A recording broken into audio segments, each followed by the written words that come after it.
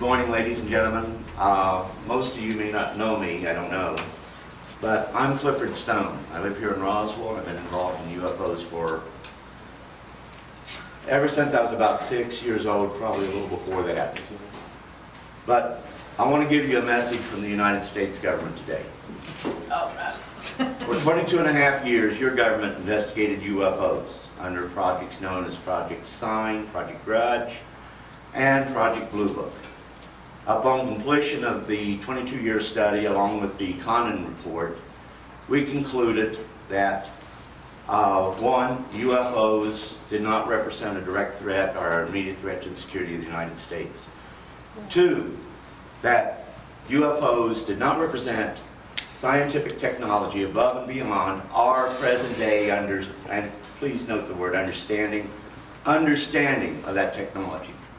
And three, no UFO reported and evaluated by the U.S. Air Force gave any indication of being of extraterrestrial origin. So now there you have it. UFOs don't exist. That's the end of my talk. Can we have a response from the audience? Can we have a response from the audience? Go ahead. Everyone all at once. Bullshit! Bullshit! Bullshit! Bullshit! Thank you. Hey, wait, we're talking about your government here. Bullshit! The truth of the matter is that there was a very unique case that occurred in 1948. It was known as the Chills-Witt incident. This involved two pilots on a DC-3. They saw a cigar-shaped UFO. They didn't talk amongst themselves while they were getting ready to go ahead and do the report. They did, in fact, report it once they landed, and Air Intelligence went and said, okay, give us a description of what you saw and everything. So what happened is, the pictures they drew, without talking amongst themselves, looked very similar to the object that both had seen. The other thing is that their stories were very, very similar. Now, there was a passenger, because it was late at night, I think it was about 2:45 in the morning, a passenger who was awake saw the craft as it went by the craft, but couldn't provide any details as far as description went. But did see, I did tell you it was a meteor, right? They did see the meteor go up and shoot up into the clouds. And that's some meteor to do that. But he did see that. Intelligent meteor. Now, the problem they had is that the intelligence officers that were investigating this particular case were coming up and saying, wait a minute, this was some type of vehicle flying. It may have been under atomic power. And they were putting all of this stuff together, that, it was a technology far above what we could do. And one of them even stated, this is beyond our capability to produce this type of flying vehicle. It had no wings, it had no fins, it had no surface controls at all to maintain its flight. So the whole situation is, the investigators were saying it was a real craft. It was, in fact, something of highly advanced technology. But one of them did allude to the only explanation, it has to be from Venus and Mars. Well, I can guarantee you it was further off than from Venus and Mars. But the situation is, within our paradigms, we think within terms that we feel comfortable with. And everybody knows it's impossible to travel many light years to come here to visit our little planet, the third rock from the sun. So it had to be from Venus or Mars, but we haven't discovered life on Venus or Mars. But immediately the people in the know, and I say people in the know because they did know, told these people, okay, you can say that it's within the realm of our scientific understanding how to make such a machine, but we are currently not working. And what I love those folks in Blue Book, they actually have where the report was submitted, typed out, where they actually crossed it out, wanting it to be redone. And I remember that happening to me so many times when I was in the military, and telling them, this is not correct. No, but this is how the brass wants it, and this is the way it's going to be. So they went ahead and decided, no. It was just, you know, an unknown, a good unknown, but we'll carry it as an unknown. Later on, when it came out to be part of a motion picture, it was dead reckoning that you will go ahead and have some type of identification of this object. So what did we do? It's got to be a meteor. Blue lights, okay, the windows, they had like a blue glow from the windows. So that can immediately be called, you know, green, and we can go ahead and make it like along the lines of the green fireballs that was being seen around at that time. And by the way, they are still being seen. And also, by the way, we have no idea what they are. We've got many theories, but we have no idea what they are. We have to date, as of today, we have not been able to recover an impact area where a true green fireball has gone down. And there's a reason for that. Because they're not really green fireballs, they're mechanical devices. We knew this back when we started Project Twinkle. Project Twinkle was supposed to be in unison with Project Blue Book, or, well, at the time, Project Sign, Project Grudge. They had problems with the names back in the day. But anyhow, they went ahead and said, okay, this is going to be in conjunction with them. Well, actually, Air Force Intelligence, known as the Continental Intelligence Command at the time, they decided that this is too important. This will be in a program all of its own. Ladies and gentlemen, you may have heard of it. If not, you're going to be hearing it for the first time here. But that program is classified, it still remains classified, and we're still trying to get information on green fireballs. That program was known as Project Pounce. Initially, it was Project Pounce, P-O-U-N-C-E.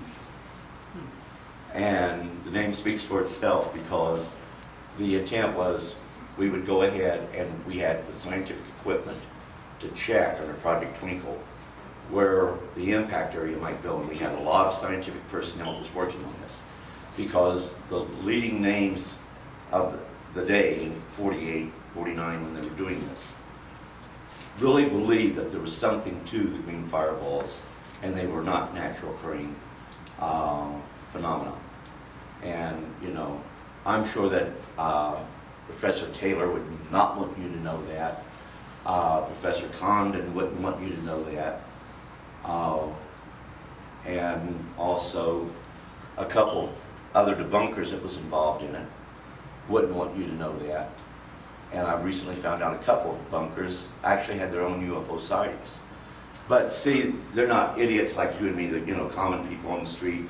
They were scientists. They knew what they were sawing. So they didn't want to see it, but now that they'd seen it, it was honest, folks. I saw this. I'm a scientist. I know what I saw. But a couple of those people are debunkers now. If you follow me on Facebook, you know the ones I'm talking about. But the whole situation is, in 1969, we said we were doing away with our investigation of UFOs. We never did away with our investigation of UFOs. Under moon dust and blue fly, we continued to gather information known as unidentified flying objects, not just from the United States, but from around the world.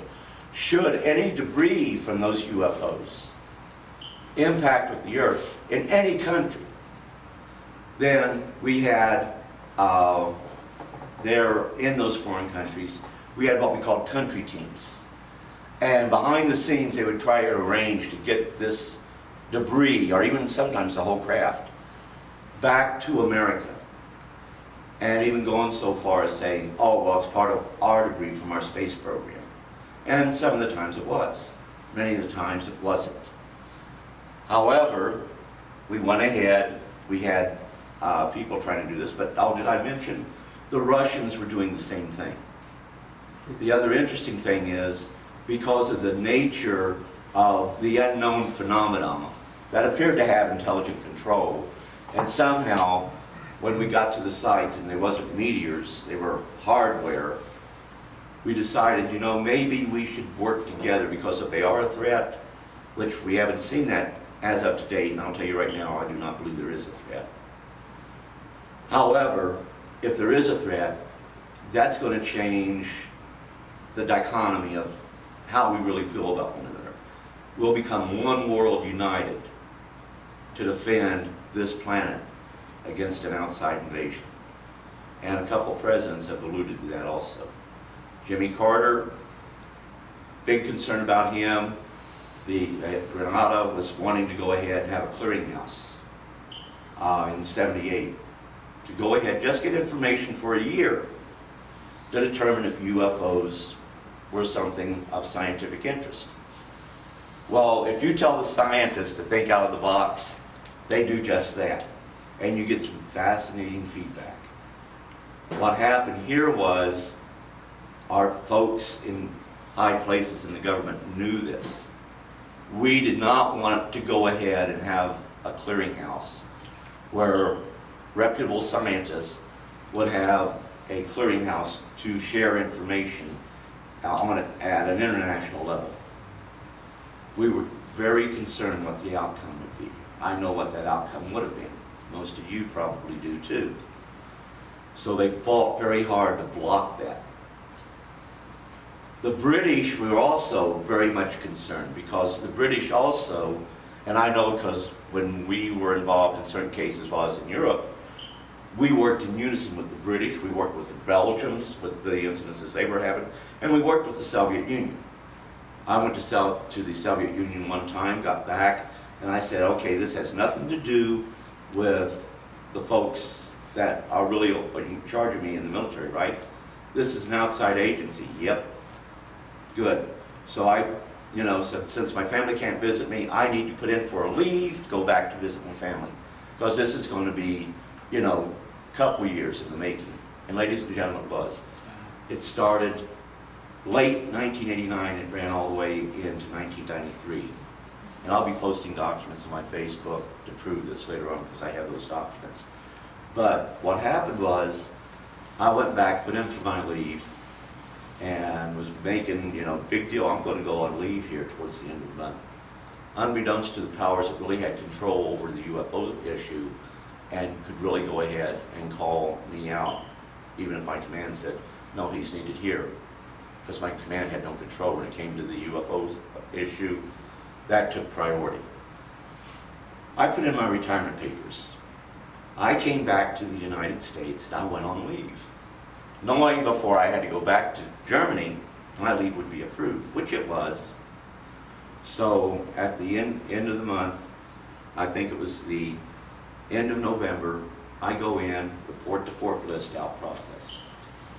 When I went in to report the out process, they told me, no, we have to attach you for 90 days pending the approval of your retirement. Excuse me? Here's my retirement orders. Yep, and here's a revocation of those orders. We're attaching you for 90 days. For 90 days, they try to convince me to stay in the military, not to get out. So I went ahead and on getting out.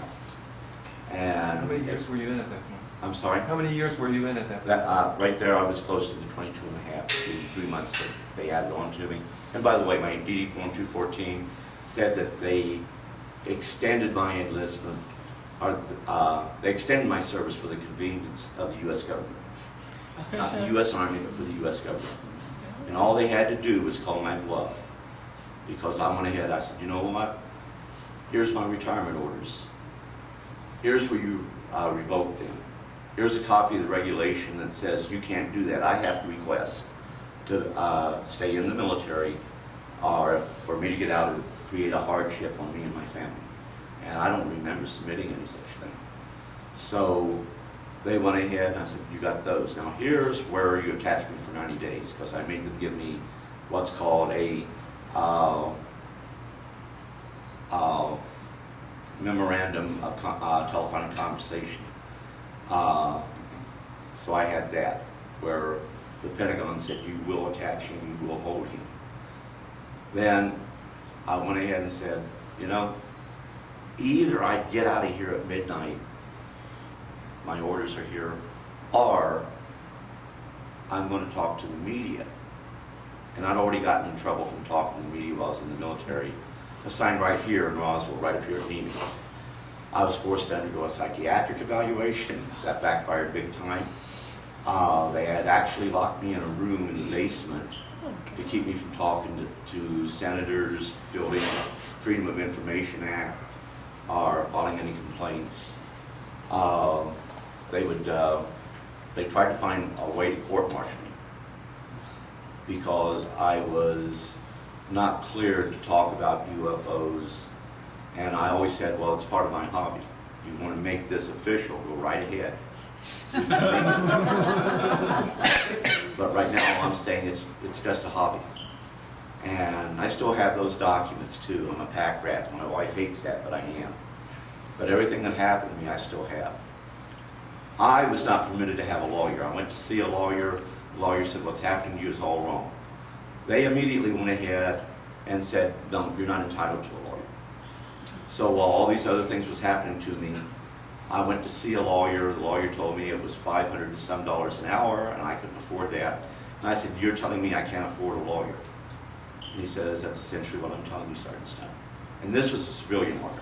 Military lawyer, I had one that wanted to take my case, but he was told not to do it, back off. He actually called and told me, he says, if I can help you on the side, I'll do it. The next day, he was transferred, and I could no longer get in touch with him.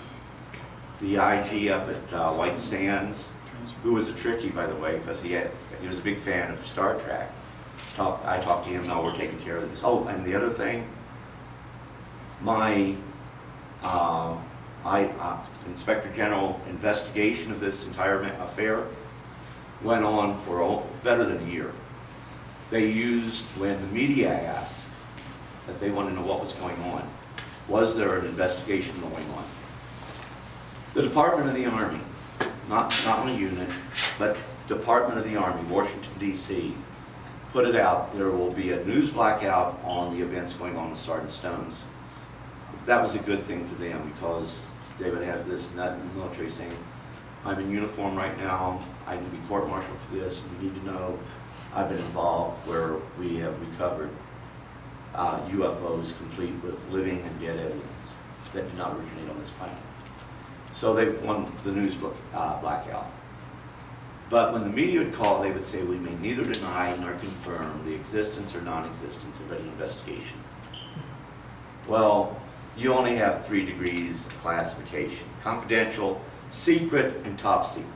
You may hear other things, but those are the only 3. What you don't hear a whole lot about is that you have what's called special access programs and sensitive compartmented information. Now, that information isn't even kept with secret, top secret, confidential information. It's maintained at what we call a sensitive compartmented information facility. And you're not going to go in and walk out with that information. You go in through one door after they verify you have a right to be there. When you get in through that door, you have another person you check with. They're checking to see what you want to look at. Then you're escorted. But it's only if you have access to it. And sometimes you're only cleared for a certain part of information in a document, and that's all you're going to see. So we have these programs to where we investigate UFOs today. Moon dust, blue fly, the name's been changed. It still goes ahead, and they still do the investigation. When I got Congress involved, saying, look, this is where we're going to find, we have visitors, and here's where we're going to find out information about the technology we gleaned from those visitors. They first said those missions never existed, and there was never that unit at Fort Belvoir that had anything to do with UFOs. Of course, I sent 23 documents back to the senators and said, I regret the Air Force lied to you, and here's proof. They came back, oh, those missions in that organization. So they went ahead, there was two that dealt with UFO sightings in the Soviet Union that was at one time classified top secret. And they said this was just incidental to a debriefing of some individuals that came over on our side. And it was only taken by, in the event there were those people who had an interest in UFOs. How can you have an interest if, you know, you have no program, no one has an interest? But to this day, we collect information. The one thing that the government is not doing, no agency is doing right now, is as that information becomes available, and as that information is declassified, it's not being put on governmental websites and what is known as the reading room. Unless somebody does a letter, requests that information, shows they have some knowledge of that information existing, it'll never surface. Information that was gathered prior to, say, 1995. A lot of that information, most of that information, unless there was high media interest, is no longer part of the reading rooms. This is something I know about because I love being a pain in the side of all of the U.S. government agencies that try to go ahead and cover up this particular type of information. So I stand here today, whether you wish to believe me or not, I was involved with UFO recoveries. I had face-to-face contact with visitors that did not come from this planet. Our government knows that such things occur. The one thing our government doesn't like is that they can't choose who our visitors choose to, shall I say, hang out with. I was 4F. I was never to get in the military. They knew about my ongoing contact.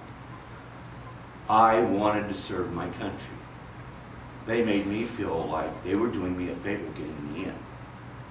Then, of course, when I got exposed, I realized then it wasn't a favor. My government, because of my contact with my little friend, needed me more than I needed them. In short, in order to find people that they call interfacers, there's no school for that. There's an indoctrination where they try to have, for lack of a better term, like mind control over these people. But most people will reject that because it doesn't fit their personal persona. Most people who have these ongoing contacts actually care about others before they care about themselves. And maybe they get that from our visitors because they're the same way for the most part. But the whole situation is, while the government tells you there's nothing to UFOs and we have no investigation of UFOs, I'm telling you, we have an active program behind the scenes to collect any and all information worldwide on UFOs. That information is digested. It's formulated into some type of intelligence product from the raw data we gather. And something happens to that. There is an ongoing investigation. There's, I can't tell you, what type of interactions going on with governments, but out of necessity, that interaction is going on. The communication with the Soviet Union and the U.S. in the event we picked up UFOs coming in from the northern polar regions, because that would meet the trajectory of incoming ICBMs. They make it clear if UFOs are picked up coming in large numbers, that you will contact the other side and say, hey, what's going on? There's been a couple of times that we were minutes away from nuclear annihilation, which has just recently been made public because of those objects coming in. When I did the special for Disney, I didn't realize at the time what I was saying was classified. No one told me. I figured everyone should know it. But yeah, they got very upset because I mentioned, hey, the whole reason for the hotline, and by the way, the red line really isn't red. They're black phones. They're cheaper. But they do go ahead. They had them there. The whole intent of that, the whole need for it was, it's not uncommon to pick UFOs coming in from our northern regions. And I'll take up other people's time going into all that, but I'll be available for 3 days. And trust me, if you have any questions, I want you to come up and ask. Because I'm not going to have all the answers. I may have to tell you I don't really know the answer to that. But if I have an answer, I will do my best to give you that answer.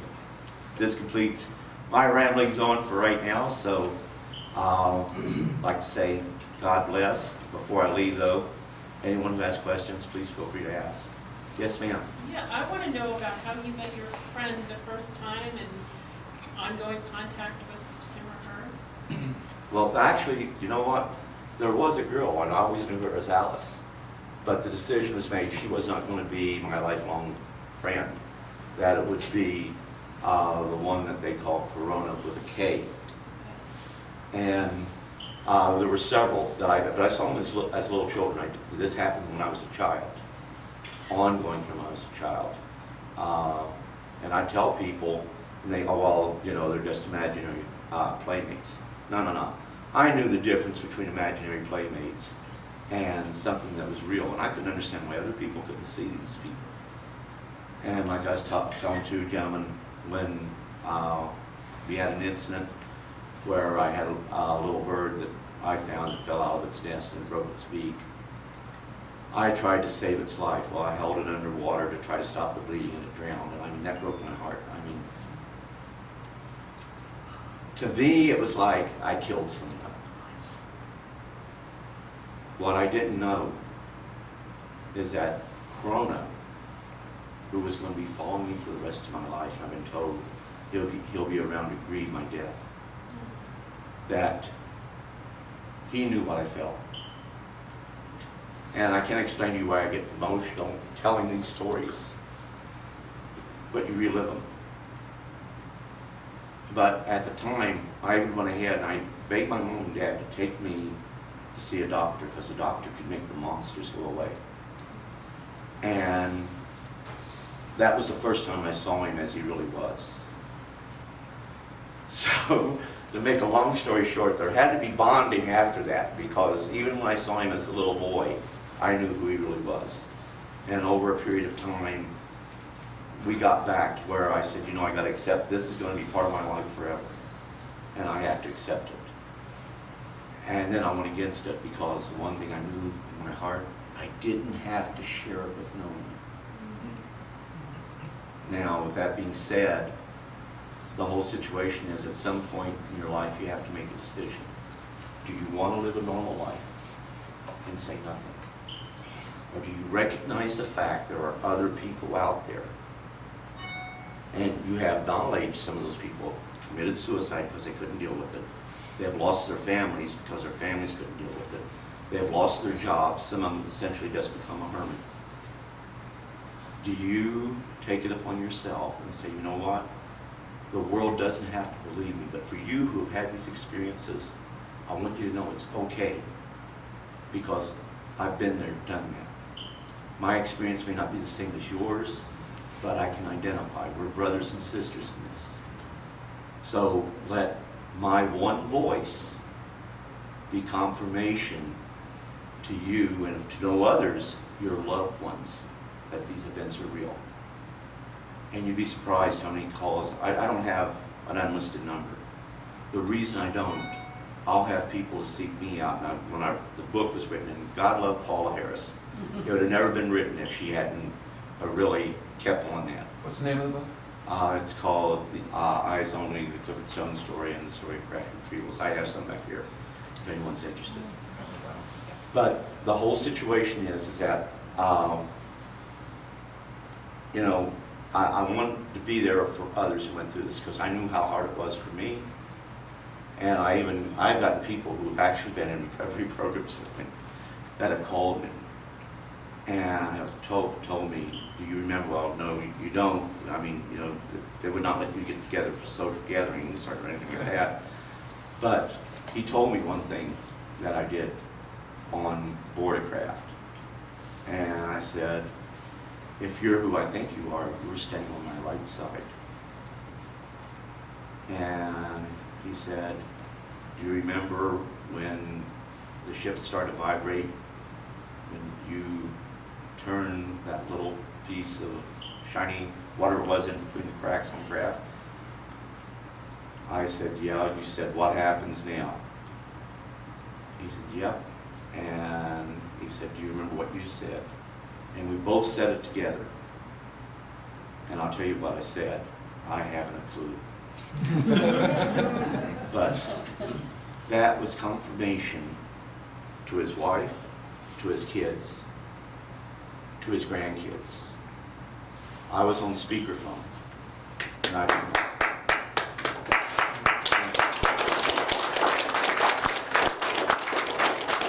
No more questions? One question, too. Yes. I was applauding you because of the simple act of sharing the confirmation. Oh. I wanted to watch you stop. I wanted to ask you a question about how was the military made aware of your contact experiences and led to your overcoming the 4F designation? Just a little bit about that. Oh, I suspect it's from the in book. time I was a child, in '57, I saw my first UFO. And I'd already had the ongoings with the invisible friends. But in broad daylight, I went to get a friend of mine to play baseball, and in the back of his yard, I heard this whirling sound. I looked up, and I saw this opaque white object come directly overhead. And it wasn't more than 150 feet overhead. And that was like an epiphany to me, by the way. I wanted to share it with the world. My mom and dad didn't feel that way. My brother was in the Air Force, and I shared it with him, and of course he felt I shouldn't even talk about it. I would later find out that he had some experiences of his own while being in the Air Force. But he was, stationed at Lockburn Air Force Base, and he talked to some people while he was there at Lockburn. I got a visit by a guy by the name of Captain Brown. That's all I knew him by. You were how old? At that time, I was probably about 8 years old. And this was in '57, I was born in '49. So I was trying to buy a True magazine that was a special on UFOs as well. True magazine's a man's magazine, so a kid is not going to buy it. So here comes this captain in an Air Force uniform up behind me and says, I'll take 2 of those. And he says, you have an interest in UFOs? I said, yes, sir. He says, have you had any experiences? Well, my mama didn't raise any fools. I wasn't about to tell this guy in a blue uniform, yeah, I have. You want to hear about it? I said, really don't know. He said, I bet you have. He says, I've had some. I said, oh, I bet you have. This guy makes me the guy I want to talk to. So he says, why don't you tell me what experiences you've had? I said, you know, sir, if I tell you the experiences I have had, you're not going to believe me. He says, try me. Well, I never had a root beer float, but I got a root beer float that day. We went back, and first I started off hesitant because I was worried about telling you. But then I started to go ahead, talk more openly, more freely with him. But we became friends. And he would come and he says, anytime you have any type of UFO incident, I want to know about it. That includes when you talk to your friend. And I said, oh, you think he'll be back? You don't think he's part of my imagination? He says, oh, I think some of these things are very, very real. And we don't fully understand them. Maybe we can get an understanding from talking to people like you. So I said, okay, I'll do my part, but you won't believe it. And of course, to show you the sense of humor that Corona has, I was there and I decided, well, you're just a figment of my imagination. I've been married several years at that time. He says, can a figment of your imagination do this? And he picked up a plate, dropped it, and it fell 1,000 pieces.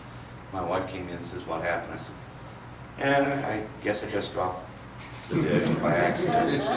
And I said, do you see anything strange around here? No. Just you throwing dishes. I said, I didn't throw it. So she started to go back out and says, you still don't believe me? Want to see it again? And she turned around and here's this saucer hanging in the air. Then he dropped it. And said, my wife says, what was that? Mind control, honey, mind control. And she's seen some strange things. And my granddaughter, I felt that, and she's my heart, my granddaughter is, she's the daughter of our daughter. It took us 30 years to get out of Vietnam. And, you know, she wanted to know about what her grandfather did. She went ahead, 3 things. One, she wants to live a normal life. And I said, it's okay, honey, you will. This only involves me. The other thing is she wanted to know everything about her grandfather. Then 3, she finally concluded my grandfather has a lot of secrets. And, you know, but at least she got confirmation one night there at her house that strange things happened. Because she was asking, I'd like to see something. Never ask for something you don't really want. And that night she did. And it was just her and her mother. My grandsons and my son-in-law, they remained asleep, but they went out to check, no helicopter. And my granddaughter, when I said, well, I even suggested it could be a helicopter come over. Oh, no, Grandpa. It filled the room with light.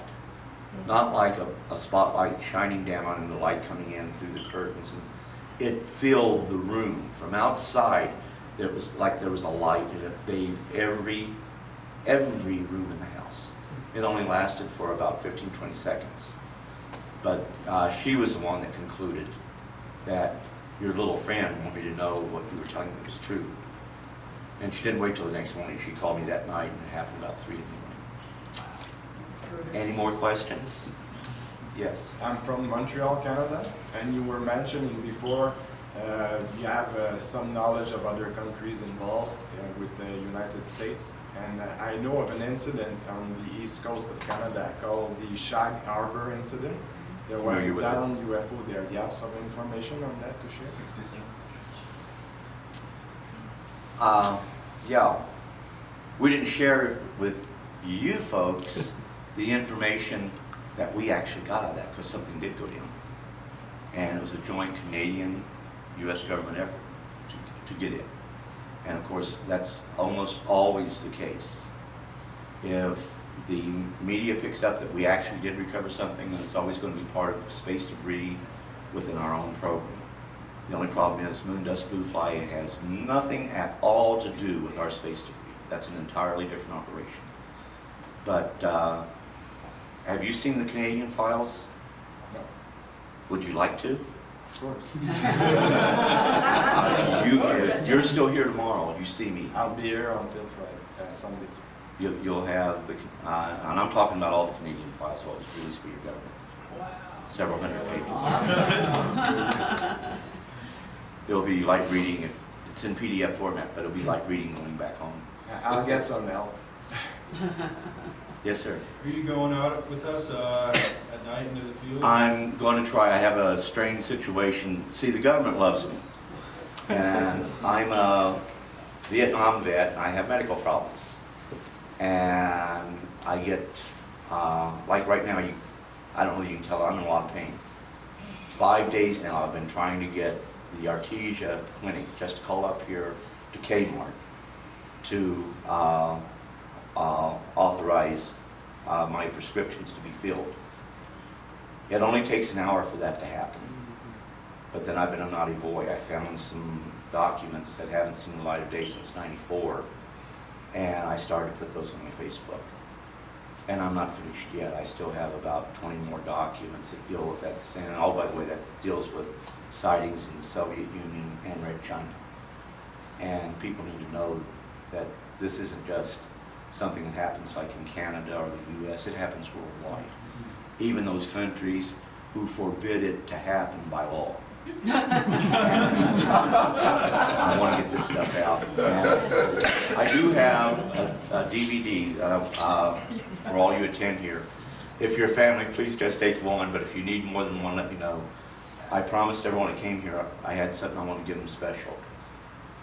What I really like that NASA's doing right now is called the Spitzer Telescope. It's an infrared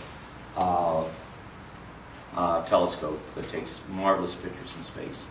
Caltech and NASA got together and they made some shorts. I think there's 10, 15 of them, but they are really fascinating.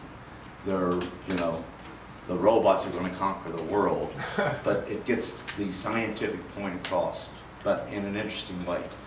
But I also, from my side, I want to put down there some stuff about us looking into space to see what we could see. We picked up UFOs. We just don't tell you folks about it. So the documents are there that shows that. So before you leave, please come by and see me so I can give you at least that. If you're interested, I got some of my books, and I have some of my DVDs, but they're documents, they're PDF files. I use DVDs so I can put a whole lot more files on there. You'll be able to see what our technologies, we're already there. They got 2 programs, 2025 and Air Force 2025 and New World Vista 2045, which was the Scientific Advisory Board study, which shows technology. You'd be surprised where we're heading. And you would be much more surprised or foolish if you believe that technology was just gleaned by us, by our infinite wisdom of things that we are beginning to understand from back engineer. We're not going to back engineer a whole craft, but I'll tell you what, we back engineer things that will make people drool if they just knew they existed. And this reflects that. Also, green fireballs are on there.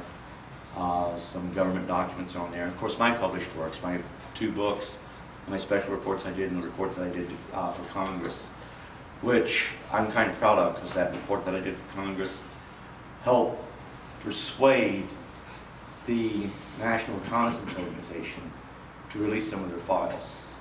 And if you don't know anything about the NRO, that's the agency that until 1994 did not exist.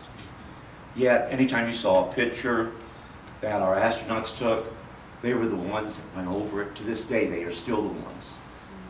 When you hear about airbrushing, it takes place. And they are the ones that do that. And if anyone doubts that, I have documents from, bless their hearts, the NRO themselves, that actually want to make sure this happened. Why? Astronauts started to talk about their UFO sightings. If they directed the astronauts not to talk about them, it would expose this highly classified program known as the National Reconnaissance Office, to which even the name of the agency wasn't supposed to be known prior to that time, prior to 1994. But they had NASA do that, but they had a photo interpretation lab that's second to none in the world. And as a matter of fact, they're the ones that also go ahead and do the evaluation on UFOs, on the photographs and stuff of this sort, that your government takes very foolishly because UFOs don't exist, and they waste all that money on gathering all this information. But the situation is, anyone tells you that the US government and the advanced nations of this planet are not involved in UFO research, they either don't know the truth or they're lying through their teeth. And I must apologize, I'm going to have to go because other speakers have to get up here. But I appreciate it, folks.